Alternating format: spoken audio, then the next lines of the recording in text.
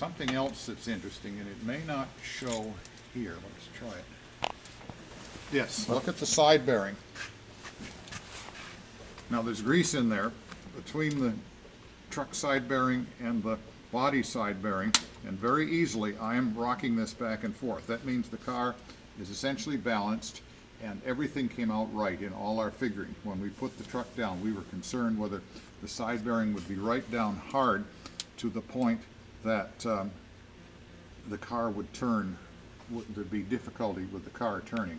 Well, it turned out that the car is balanced beautifully, and that rocking I could do with, I'm only pushing with about 5 pounds of pressure here. It's exactly balanced.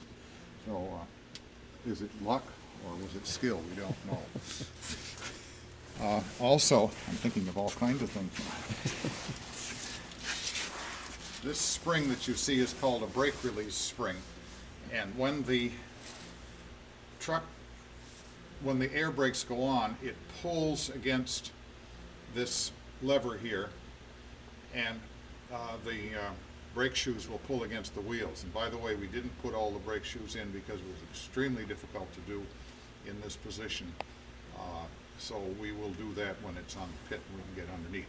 Anyway, when they're pulled on, there's tension put in this spring, and then when the brakes are released, that will pull them back off the wheels. We had a problem finding the proper springs. This is one of the originals. It was a little bit distorted, but there's plenty of tension in it, and it will work fine. So we had to take that all apart and sandblast it and so forth. And there are 4 of them. There's one here, one on the other side, and then the same thing on the other end of the truck. You can see the motors inside. They were put in before, obviously before the trucks were put under the car. It was done rather quickly because we were concerned about snowstorms, which did come out back and would have made the shifting of the trucks onto the car very difficult. But we made it just in time to avert. In fact, the motors came in covered with snow on one truck, and they're now in here.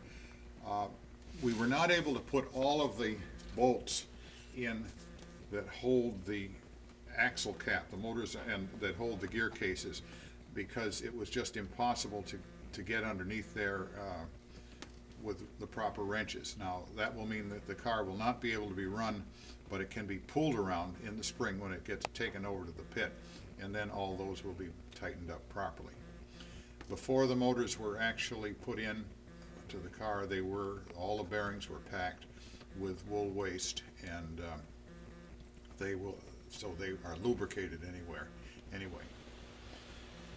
Called Sherman set screw connectors, and the reason that one has no insulation on it is it's a ground wire. It goes right to the motor frame, and so there's its potential difference between it and anything else doesn't exist. So we didn't need to insulate it. This one has got to be hung up slightly differently because it's going to get wrapped up in things. I just noticed that this whole arrangement here needs a little extra mounting.